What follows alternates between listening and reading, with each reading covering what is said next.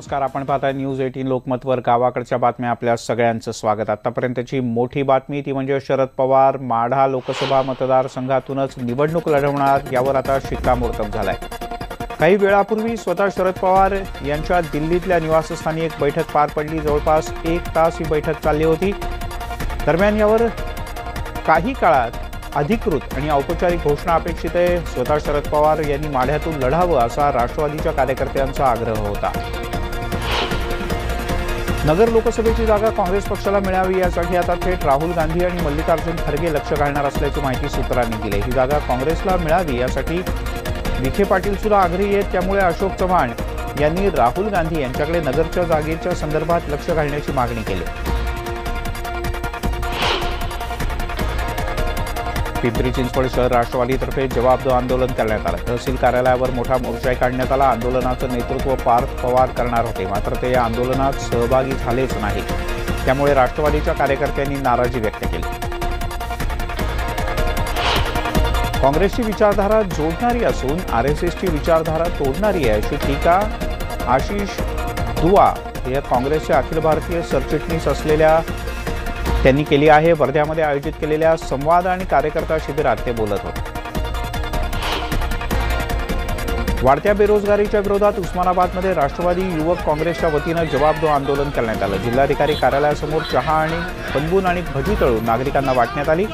राष्ट्रवादीच्या कार्यकर्त्यांनी अतिशय आक्रमकपणे हे आंदोलन केलं. यावेळी सरकारच्या विरोधात जोरदार घोषणाबाजी करण्यात आली.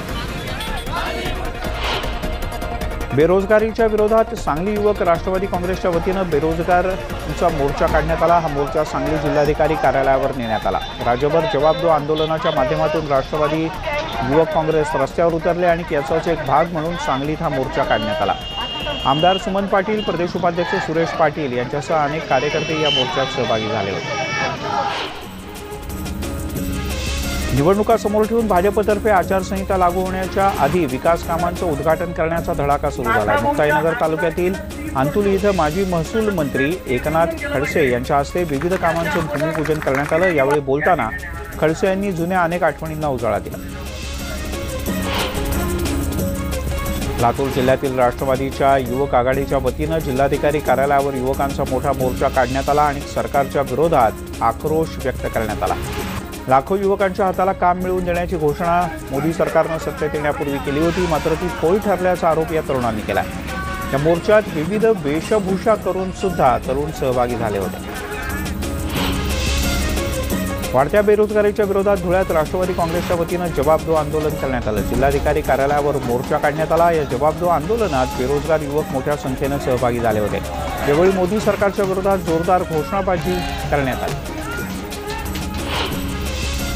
यवतमाळमध्ये चक्क आमदार महाशयांच्या 2 बायका अशा थेट जाहीरपणे लोकांमध्ये भिडल्या. बरं, कार्यक्रम देखील आमदार महाशयांच्या वाढदिवसाचाच होता. पांढरकवड्याचे भाजपचे आमदार राजू तोळसाम यांच्याच 2 बायकांमध्ये भांडण रंगलं. या आमदार महाशयांनी पहिल्या बायकोला सोडून दिलं असून ते आता भाजपची कार्यकर्ती असलेल्या प्रिया शिंदे यांच्यासोबत राहतात. याच रागातून पहिल्या बायकोनं दुसऱ्या पत्नीला भर कार्यक्रमात मारहाण केली. पाण्याच्या टँकरसाठी प्रस्ताव देऊनही टँकर चालू न केल्यानं प्रहार संघटनेच्या कार्यकर्त्यांनी गावातील तलाठी, ग्रामसेवक आणि कृषी सहाय्यकाला चक्क डांबून ठेवलं. करमाळा तालुक्यातल्या सावेडी गावात ग्रामपंचायत कार्यालयातच हा सगळा प्रकार घडला. राज्य शासनानं करमाळा तालुका दुष्काळी तालुका म्हणून जाहीर केला आहे, मात्र टँकर अद्याप सुरू झालेला नाही. पिंपरी चिंचवड शहरातील एका पेट्रोल ग्राहकानं पंपावरच्या कर्मचाऱ्याला बेदम मारहाण केली. पिंपरीतल्या कासारवाडी इथे साईगौर पोलीस पेट्रोल पंपावर काही तरुण आणि पंप कर्मचाऱ्यांमध्ये बाचाबाची झाली आणि नंतर त्याचं रूपांतर हाणामारीत झालं.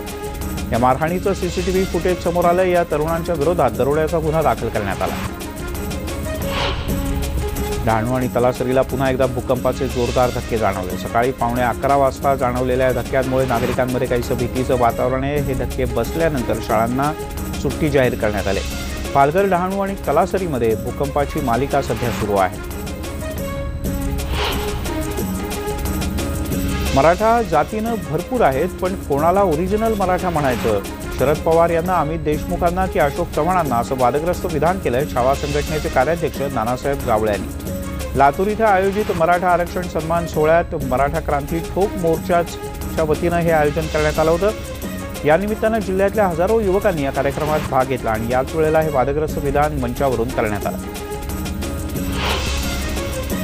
बातमी सर्वोच्च न्यायालयाच्या दणक्याची। कोरेगाव भीमा दंगली प्रकरणी अटक करण्यात आलेल्या विचारवंतांच्या विरोधात आरोपपत्र दाखल करण्यासाठी 90 दिवसांची मुदतवाढ देण्यात आली। मुंबई उच्च न्यायालयानं मुदतवाढीला दिलेली स्थगिती सर्वोच्च न्यायालयानं उठवल्यानं राज्य सरकारला मोठा दिलासा मिळाला आहे। यामुळे तपासाला वेग येईल। 2018 मध्ये सुरेंद्र गडलिंग, शोमा सेन, सुधीर ढवळे, सेना विल्सन आणि महेश राऊत अशा 5 जणांना नक्षलवाद्यांशी असलेल्या संबंधांवरून यूपीए कायद्याच्या अंतर्गत अटक करण्यात आली होती। मात्र अद्यापही आरोपपत्र दाखल करण्यात आलेलं नाही। परभणी शहरातील हडको भागात असलेल्या अजंठा नगरमध्ये विवाहितेची गळा दाबून हत्या करण्यात आल्याचा प्रकार उघडकीस आला। या घटनेत मयुरी खंदारे या 22 वर्षीय महिलेचा मृत्यू झाला असून तिचा पती अनंत खंदारे यानंच तिची हत्या केल्याचा संशय व्यक्त करण्यात येतोय। या घटनेनंतर अनंत हा फरार असून पोलीस त्याचा शोध घेत आहेत। बीडमध्ये भूसंपादनाच्या कार्यालयातील भिंतीवर डोकं आपटून आत्महत्येचा प्रयत्न करण्यात आला। तलावामध्ये गेलेल्या जमिनीचा मोबदला न मिळाल्यामुळे त्रस्त झालेल्या शेतकऱ्यानं भूसंपादन कार्यालयाच्या भिंतीवरती डोकं आपटून जीव देण्याचा प्रयत्न केला। बांगर प्रकाश अश्रुबा असं या जखमी शेतकऱ्याचं नाव आहे। जामनेर तालुक्यातील शेंदुर्णी इथे एका व्यक्तीनं तरुणांना आजार बरा करण्याच्या बहाण्यानं उपचाराच्या दरम्यान चटके दिल्याचा भयानक प्रकार समोर आला। या प्रकारामुळे परिसरात मोठी खळबळ उडाली आहे। शेंदुर्णीमध्ये कमी खर्चात रुग्णांच्या हातापायाचे गुडघ्याचे आजार तातडीनं बरे करतो असं सांगत एका वैद्यनं रुग्णाच्या आजाराचा फायदा घेत त्याच्याकडून 200 ते 2000 रुपयांच्या पटीत अनेकांकडून पैसे लाटले आणि प्रत्यक्षात चटके दिल्याचं उघड झालंय। अनधिकृत व्यापारी गाळ्यांचं प्रकरण भोवल्यानं मुरबाड नगरपंचायतीचे मुख्याधिकारी पंकज भोसे यांच्यावर निलंबनाची कारवाई करण्यात आली। शासकीय नियम धाब्यावर बसवून मुरबाड बाजारपेठेत 1-2 नाही तर तब्बल 320 व्यापारी गाळे उभारण्यात आले। मात्र आता या प्रकरणावर नगरसेवकांच्यावर कारवाई होणार का याबद्दलच्या चर्चेला सध्या उधाण आलंय। मात्र आता नगरसेवकांवर सुद्धा कारवाई झाली तर ती अधिक योग्य असेल अशी दबक्या आवाजातली चर्चा नागरिकांमध्ये रंगू लागली। मानोरा तालुक्यातील इंझोरी दापुरा या गावच्या शेतकऱ्यांनी मानोरा कारंजा रस्त्यावर ठिय्या आंदोलन केलं। अतिवृष्टीमुळे झालेलं नुकसान, पीक विमा, गाळलेल्या विहिरींची दुरुस्ती, नाला खुलीकरण अशा विविध मागण्यांसाठी अनेक शेतकरी रस्त्यावर उतरले होते। आंदोलनामुळे बराच काळ या परिसरातली वाहतूक खोळंबली होती। राज्य शासनाच्या क्रीडा आणि सेवा संचालनालयातर्फे देण्यात येणाऱ्या शिवछत्रपती राज्य क्रीडा संघटक पुरस्कारांची घोषणा करण्यात आली। सोलापुरातील क्रीडा संघटक महेश गादेकर यांना पुरस्कार जाहीर झालाय। पुणे विभागातील संघटनासाठी गादेकर यांना पुरस्कार जाहीर झालाय। महेश गादेकर हे गेल्या अनेक वर्षांपासून क्रीडा संघटक म्हणून कार्यरत आहेत। कबड्डी असोसिएशनचे अध्यक्ष म्हणून सुद्धा ते काम पाहत आहेत। पंढरपूरच्या SKN Sinhagad college of engineering इथे सावित्रीबाई फुले गर्ल्स फोरम आणि अखिल भारतीय विद्यार्थी परिषद यांच्या संयुक्त वतीनं विद्यार्थिनींना संरक्षणाचे धडे देण्यात आले। महाविद्यालयातील विद्यार्थिनींना कठीण प्रसंगी स्वतःचं संरक्षण स्वतःच करता यावं यासाठी या उपक्रमाचं आयोजन करण्यात आलं होतं। जळगावच्या यावल तालुक्यातील बामणोद गावात इंदिरानगर इथे रहिवासी असलेल्या सोमा भंगाळे या शेतकऱ्याच्या घराला रात्रीच्या सुमारास अचानक आग लागली। आगीत सुमारे 2 लाख रुपयांचं नुकसान झाल्याचं कळतं। अग्निशमन दलाच्या जवानांनी 2 तासांच्या प्रयत्नानंतर या आगीवर नियंत्रण मिळवलं। यात संपूर्ण घराचं मोठं नुकसान झालं।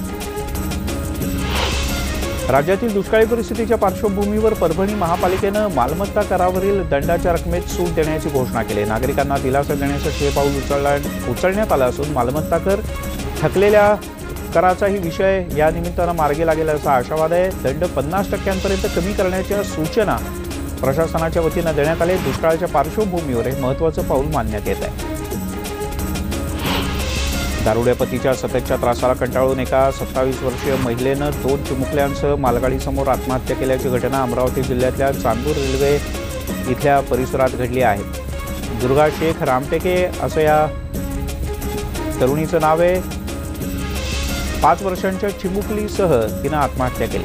कडाक्याचं भांडण झाल्यानं रागाच्या भरात ही आत्महत्या केल्याचं बोललं जात आहे।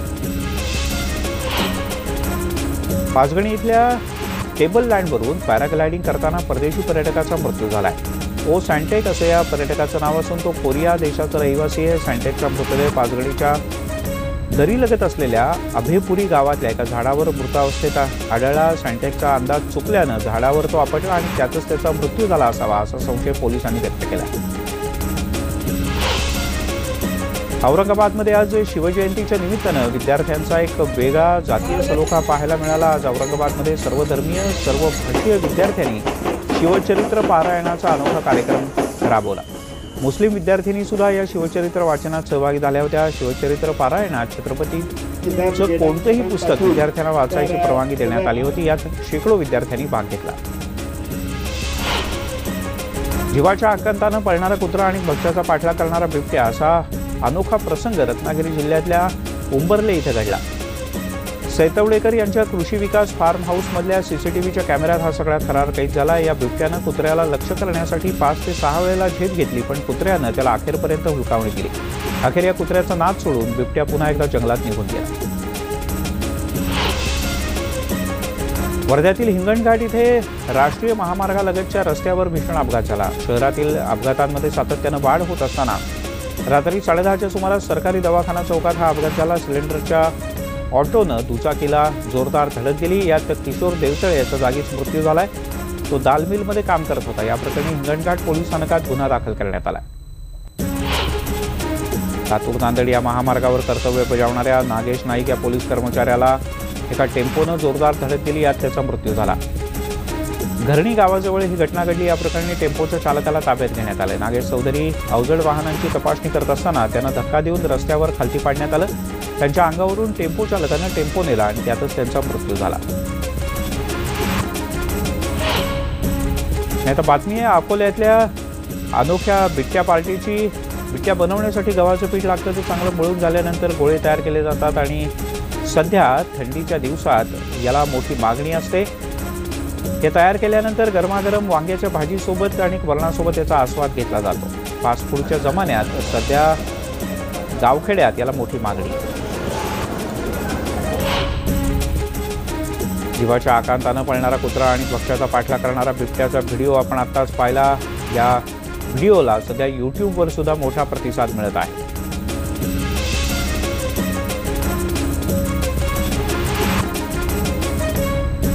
गडचिरोली जिल्ह्यातील अतिसंवेदनशील असलेल्या कसनासूर गावामध्ये घनदाट जंगलातल्या पायवाटेनं जिल्हाधिकारी आणि शेखर सिंग आणि पोलीस अधीक्षक शैलेंद्र बलकवडे यांनी प्रवास केला। तब्बल 22 किलोमीटरचा पायी प्रवास त्यांनी केला आहे। तर या थरारक हा जो पायी प्रवास होता तो प्रामुख्यानं गावकऱ्यांना भेटण्यासाठी आणि त्यांच्या वेदना जाणण्यासाठी होता। याचा आढावा घेतला आमचे प्रतिनिधी महेश तिवारी यांनी। कसनासूर बोरिया या गावाचं नाव ऐकल्यानंतर वर्षभरापूर्वी झालेल्या एका मोठ्या चकमकीची आठवण येते। देशभरात चर्चेत आलेल्या याच गावामध्ये या गावालगत असलेल्या नदीच्या पात्रामध्ये एक मोठी चकमक झाली होती। त्याच्यामुळे तब्बल 38 माओवाद्यांना कंठस्नान घालण्यात गडचिरोली पोलिसांना यश आलं होतं। आता 1 वर्ष लोटलं असलं तरी या गावाला एक वेगळ्या पद्धतीच्या समस्येला तोंड द्यावं लागत आहे आणि माओवाद्यांकडून या ठिकाणी धमकीसत्र किंवा हत्यासत्र सुरू आहे। आपण बघू शकतो या ठिकाणी जवान आहेत आणि हे जवान असण्याचं मुख्य कारण म्हणजे या ठिकाणी या गावाला दहशतीतून मुक्त करण्यासाठी किंवा दिलासा देण्यासाठी खुद्द जिल्हाधिकारी आणि पोलीस अधीक्षक या ठिकाणी आलेले आहेत। तशी वस्तुस्थिती नसताना या गावातल्या कुठल्याही लोकांचा त्या चकमकीशी संबंध नसताना सुद्धा गावातल्या 3 निष्पाप लोकांचा बळी नक्षलवाद्यांनी घेतलेला होता आणि त्यावेळेस 15 दिवसांपूर्वी ज्या सर्व गावकरी ताडगाव मदत केंद्रामध्ये आले होते आमच्याकडे, त्यास्ताना आम्ही विश्वास दिलेला होता की कुठल्याही प्रकारची भीती बाळगायची गरज नाही, आपण पुन्हा गावात जा। आणि आम्हाला आनंद आहे की त्यांनी शब्दाला मान देऊन ते गावात आले आणि त्यावेळेस त्यांना मी शब्द दिलेला होता की आम्ही पूर्ण पोलीस प्रशासन जिल्हा प्रशासन पूर्ण तुमच्यासोबत राहील। आम्ही तुमच्या गावाला भेट देऊ, तुमच्या गावातल्या पूर्ण समस्यांची माहिती घेऊ। त्यासोबतच कुठल्याही प्रकारची भीती बाळगायची गरज नाही आणि आदिवासींवरती ज्या प्रकारचा अत्याचार नक्षलवादी करत आहेत त्याला सडेतोड उत्तर पोलीस प्रशासन देईल आणि आदिवासी बांधवांच्या खांद्याला खांदा लावून लढेल। जसं SP साहेबांनी सांगितलं, आता मागे 10-15 दिवस अगोदर जेव्हा आपले हे सर्व गावाचे लोक ताडगाव पोलीस मदत केंद्र आले होते तेव्हापासूनच आम्ही थोडा आपला विकासाच्या यांना प्रवाहामध्ये आणण्याचा प्रयत्न सुरू केलेला आहे. जवळपास 70 ते 80 लोकांना आपण कास्ट सर्टिफिकेटचा वाटप केलेला आहे. आज गावामध्ये आल्यानंतर असं कळालं, लोकांकडून पण असं माहिती भेटली की वनकपट्टेचं जे काम आहे ते थोडं आमचे या गावामध्ये अधुरा आहे. तर आम्ही वनकपट्टेचं 100% काम पूर्ण करण्याचा आता याचे पुढे इंडिव्हिज्युअल फॉरेस्ट राईटसाठी ते आपण मोहीम एक घेणार आहे. आणि आपला जे रोड आहे ताडगाव ते पल्ली ते पण लवकरात लवकर, ते ऑलरेडी मंजूर आहे, पण लवकरात लवकर ते काम सुरू करण्याची पण लोकांना नितांत तिथे गरज आहे. एकूणच आपण जर बघितलं तर या भागातल्या लोकांना दहशतीच्या सावटातून मुक्त करण्यासोबतच या ठिकाणी लोकांना ज्या मूलभूत सोयी किंवा विकासाच्या आवश्यक बाबी आहेत त्या सगळ्या पुरवण्याचा प्रयत्न करणार असं आश्वासन दिलेलं आहे आणि नागरिकांना एक दिलासा देण्याचा प्रयत्न झालेला आहे. महेश तिवारी, न्यूज 18 लोकमत, कसनासूर, गडचिरोली. आतापर्यंत आपण अनेक बँका पाहिल्या असतील. त्यात आपल्या दैनंदिन व्यवहाराची बँक, रोटी बँक, गोरगरिबांसाठी कपड्यांची बँक, पण आता अकोल्यामध्ये दिव्यांगांसाठी एक ब्रेल लुईस दिव्यांग वाचक आणि लेखनिकांची अनोखी बँक तयार झाली. चला पाहूयात. डॉक्टर किरण आंबेडकर. अनेक अंध विद्यार्थ्यांना शिकण्याची आवड असते. परीक्षा फी मध्ये सवलतही मिळालेली असते. ब्रेल लिपीच्या मदतीनं अनेक अंध विद्यार्थी परीक्षाही देतात. पण यामध्ये सर्वात मोठी अडचण म्हणजे लेखनिकाची येते, म्हणजे परीक्षेत उत्तर लिहिणाऱ्या मदतनीसाची. त्यामुळे अकोल्यातील दिव्यांग आर्ट गॅलरी तर्फे ब्रेल लुईस दिव्यांग वाचक आणि लेखनिक बँक सुरू करण्यात आली आहे. राज्यातल्या कुठल्याही दिव्यांगाकडून लेखनिकाची मागणी आल्यास त्यांना वाचक लेखनिक उपलब्ध करून दिला जाणार आहे. अंध त्याचबरोबर अस्थिव्यंग जे आहेत दिव्यांग, ज्यांना हाताने लिहिता येत नाही, अशा बांधवांना त्यांच्या शैक्षणिक परीक्षेसाठी, त्यांच्या अभ्यासासाठी आम्ही मदत करतो. आणि ही महाराष्ट्रातली पहिलीच बँक आहे ज्यात महाराष्ट्रातून प्रत्येक जिल्ह्यातून आम्हाला जेव्हा मागणी येते तेव्हा आम्ही या बँकेच्या सहाय्यानं त्या अंध बांधवापर्यंत आमचे स्वयंसेवक निशुल्क हे योगदान देणार आहेत. ही बँक पूर्णतः सामाजिक तत्वावर कार्यरत आहे. या सामाजिक उपक्रमात अकोल्यातील विविध सामाजिक संस्था, महाविद्यालयाचे विद्यार्थी, NSS, NCC स्वयंसेवक, शिक्षक, ज्येष्ठ नागरिक, गृहिणी उत्स्फूर्तपणे पुढे येत आहेत. ते वाचण्यासाठी आणि ते ज्यावेळेस आन्सर क्लिक करावं लागतं कॉम्प्युटरला, आता सध्या तर ऑनलाईन एक्झाम आहे, तर ते क्लिक करण्यासाठी आम्हाला रायटरची आवश्यकता असते. रायटरचं तर भरपूर अडचणी येत होत्या. आता MPSCसाठीच मला रायटर मिळाला नव्हता, परंतु इकडे दिव्यांग आर्ट गॅलरीला मी संपर्क केला आणि मला आता 17 तारखेसाठी रायटर म्हणून अवेलेबल आहे. दिव्यांग आणि लेखनिक यांच्यासाठी विशेष अभ्यासक्रम ऑडिओ क्लिपचीही निर्मिती करण्यात आली आहे. लेखनिकालाही परीक्षेसाठी उपयुक्त पाठ्यक्रम ध्वनी मुद्रण दिलं जात आहे. त्यामुळे परीक्षेच्या वेळेला उत्तर लिहिताना लेखनिकालाही त्या विषयाची पुरेशी माहिती असते. गेल्या 5 वर्षापासून मी रायटरचं काम करते आहे. दिव्यांग बांधवांना रायटरचे खूप प्रॉब्लेम होतात. त्यामुळे त्यांचे जे स्वप्न असतात त्यांना पंख नाही मिळत, त्यांना भरारी नाही घेता येत उंच, त्याच्यामुळे त्यांना मदतीचा हात म्हणून मी हे काम करते. दिव्यांग किंवा अंध व्यक्तींना स्वतःच्या पायावर उभं राहण्यासाठी, आत्मविश्वास मिळवण्यासाठी शिक्षण खूप महत्त्वाचं आहे. अशा प्रकारे जर त्यांच्या शिक्षणात आपण आपला खारीचा वाटा उचलू शकलो तर त्याचा आनंद काही वेगळाच असेल. कुंदन जाधव, न्यूज 18 लोकमत, अकोला. किती छान बँक आहे. गावाकडच्या बातम्यांमध्ये आज इथेच थांबूया. थोड्याच वेळात माझा सहकारी विशाल परदेशी सोबत महाराष्ट्रातली उत्तम बातमी न्यूज 18 लोकमत.